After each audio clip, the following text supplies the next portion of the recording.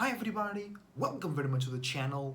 Esoteric Cloud Surfer is here, ready to start a video about astrology. Today we are going to talk about the gifts of Virgo. Thank you very much for watching, your support is greatly appreciated.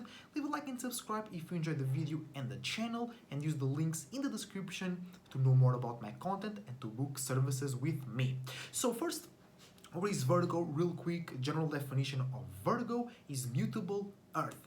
The ability to be mutable and adaptable with your own way of having security, safety, structure, status, efficiency, and organization in your life.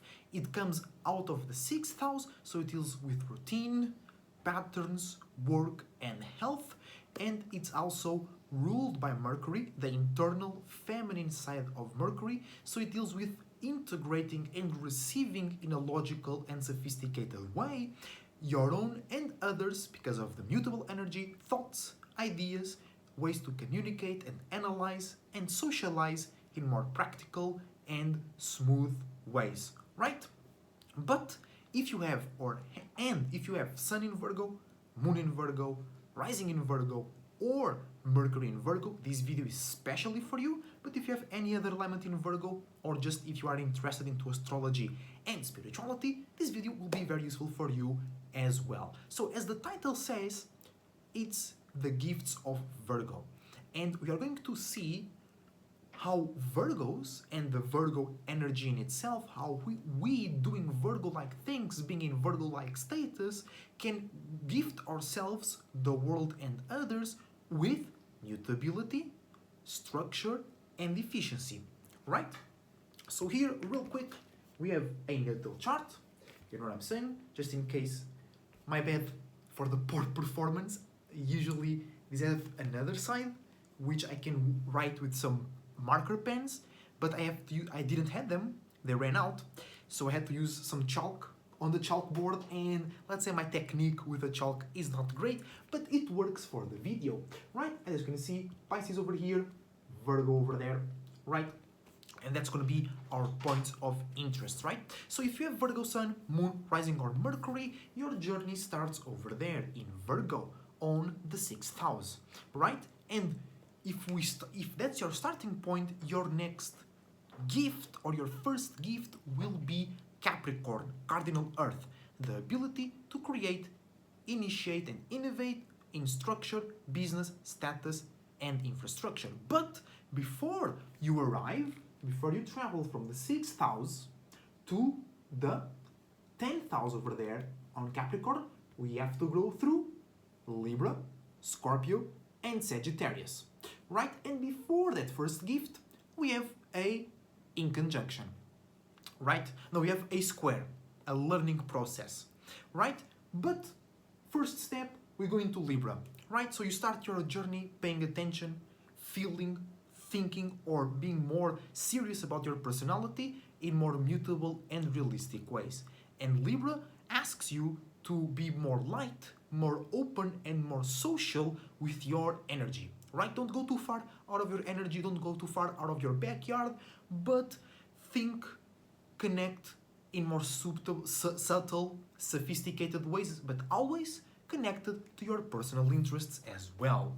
Then we move to Scorpio, right? So after you opened up a little bit, after perhaps you initiated a relationship or you refreshed a relationship, it's time to go deep. It's time for you and others whom you have initiated the relationship to get fixed feelings, emotions, deep desires, and deep spiritual values. So you, as the Virgo energy, right, bring and use stability, organization, and efficiency. But what comes before this? Libra. So initiated through a relationship that then you can go deep. It can be a thought as well. It can be a relationship with your own mind or somebody's way to think. Or once you go deeper into Scorpio, somebody's way, because Virgo, always mutable, always you and others. It can be a bit too much, but it's a superpower too. You better believe it, right? And then go deep with that Scorpio energy. And then we come to the first major point of your Virgo traveling, the square with Sagittarius. And that's the learning process before you get the gift. before you get some help from the universe, from the spirits within you, from people around you, from God, all possibilities, right? And you must learn. A square always represents a learning process. But with learning comes some tension, some north node energies, because if you're learning something, it's because you don't know it. It's because you didn't spend enough time in a specific space. So your spirit is naked over there. It didn't create any membranes, any memories, any experiences there. So you might feel vulnerable and exposed. But it's always great because it allows your spirit to expand. So what you as a Virgo, or just Virgo energy in general, will learn here from the Sagittarius. You will learn how to still be mutable and adaptable, but now about your spirituality, your belief system, your feelings, your visions, imaginations, and how you obtain wisdom and knowledge, right? Because Virgos tend to be more realistic and more focused on reality. So basically here you are asked for yourself to expand and use your realistic power, use your earth element to do some spiritual stuff, or to be creative, or to share some spiritual belief system, but in a realistic way, in a way that makes sense. But you already know how to do that for the most part. So here you are learning how to expand, go beyond reality, or understand that there are many things already beyond reality, and you can start to throw and create a more realistic grasp of those things, right? So be more open, be still realistic and mutable about spirituality, creativity, and expressing your belief system without feeling too bad, punished, or paranoid about it. Sometimes Virgos are so real that they think about sharing something less real, more spiritual, or more creative, or more sentimental like, and they're already tripping, right? But if you go through that learning process and you learn how to use your realistic power into some spiritual stuff, you get the first gift with Capricorn, which is the gift to initiate, innovate, or refresh your status, your business-like relationships, your structure, limits and boundaries, and infrastructure. Because once you go through the Sag progress and you expand your powers to be used in a more spiritual realm, now you can initiate a whole new reality for yourself, because Capricorn is ruled by Saturn as well. And this new reality will be way more juicy to you, way more powerful, way more beneficial and rewarding, because usually Virgos get stuck on that real realm and they go wild. But if you can use your power for bigger purposes, for more spiritual stuff, and then initiate new routines and patterns and associations based on that, you can still be yourself, like you like to be, organized at all, but about some real purposeful stuff, about some spirituality, about some passion, some motivation, some wisdom, and real knowledge. You know what I'm saying? So the first gift of Virgo on the Capricorn, on the 10th house, is to initiate a new reality after learning how to use your real power into spirituality and creativity. Then we go to a misunderstanding with Aquarius, right? So what does that mean, the misunderstanding with Aquarius? So you just started a new reality, new infrastructures, new realistic associations, but now it's time to be more open, Mr. Worldwide, right? Connect with social media, connect with the world, and be fixed in your own way of thinking, communicating, and analyzing in a realistic but unique way. And that's where the in conjunction comes. I usually say that Virgos and Aquarius are very look-alike, but they prioritize different things. They both are ruled by Mercury. They love thinking, they love being realistic and applying their powers to a real situation in the world, but Aquarius prioritize uniqueness and excitement. Virgos prioritize safety and familiarity and just stability or organization in general. But after you initiate your new reality that comes from more spirituality, you must be fixed on your own way to think, communicate, and analyze, still be unique, but still be realistic and construct something unique that is stable and that others can use and be a part of it, and they know it's something unique because you took the spirituality, you created a new reality with it, and now you open that for the world. You gotta be strong mentally. You can't start tripping.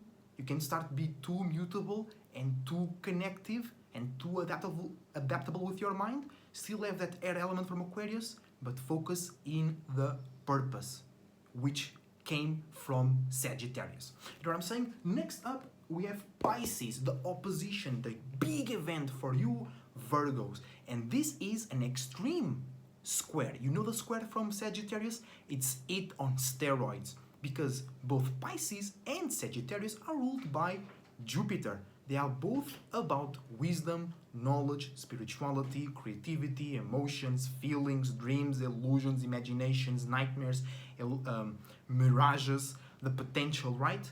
All that crazy stuff that can scare and break the mentality of Virgos. But here, it will be the extreme state, a very deep state of the square with Sagittarius. Because it's the internal side of Jupiter instead of the external side, and it's also ruled, co-ruled by Neptune, and Venus is exalted. So your relationships will take a deeper turn or a more exalted turn. The illusions and imaginations will be even more grandiose, right? And you have to deal with the things that you were dealing with in Sagittarius, but to a more internal level. You might be a crackhead, or you will attract some crackheads. But this will give you the ultimate power to have your reality, your Virgo power, to bring dreams into reality. Yours and others. That's good and that's bad. You might help a crackhead manifest their dream, or you might help a millionaire create that dream. Or while you becoming a millionaire, you might attract a crackhead for your situation. But the power or the big opportunity, because an opposition is an opportunity, is for you to see, feel, and be in the dream, and you become it with your mutability, reality, and ability to communicate about the business, but still having some connection. Next, after Pisces, we have another misunderstanding, another inconjunction, this time with Aries. Because after the opposition, after a super deep spiritual absorption, because of the internal side of Neptune and Jupiter, you now feel completely charged. You absorbed all the waters, you absorbed all the dreams, all the juices, all the vibes, and now you are ready to create new feelings, visions, actions, and expressions. But here is where you kind of like, there is so many charges, there is so much potential, and you don't really know how to focus, or what is the good one to initiate, what is the bad one to initiate, when it's the right time to initiate.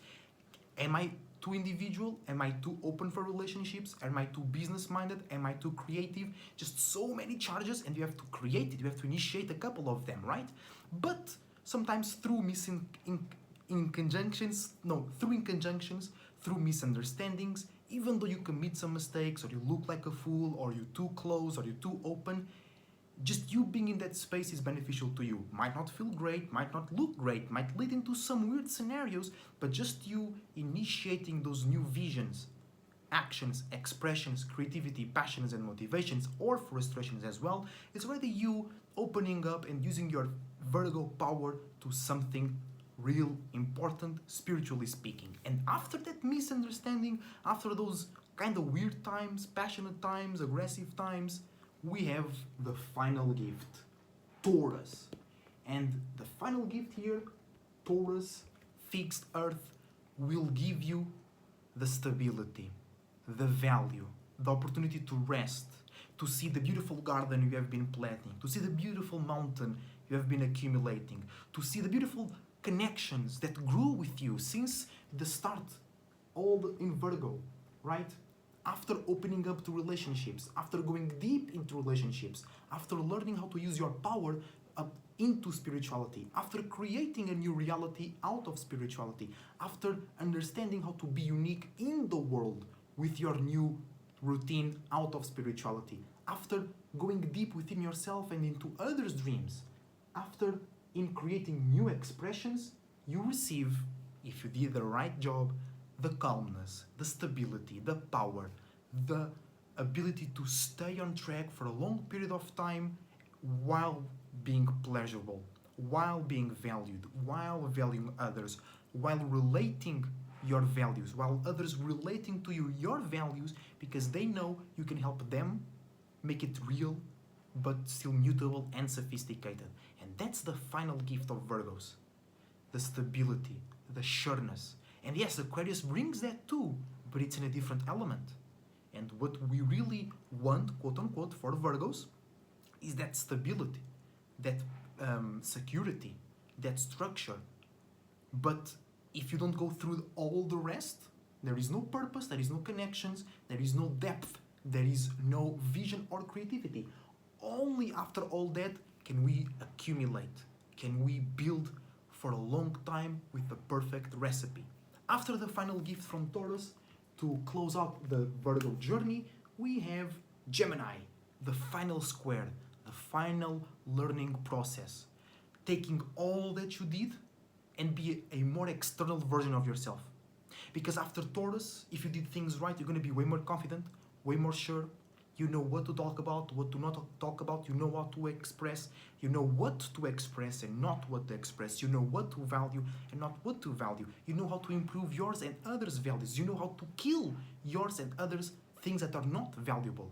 And then, with all the confidence, all the vision, all the power, all the skill, all the business, you start to be mutable and adaptable in a more external, masculine, expressive, and lightweight. Just literally being Virgo, but more open, thinking less, talking more, going through situations without feeling so affected and impacted, being a bit more distant, being a bit more cold, because Gemini is the masculine side of Mercury.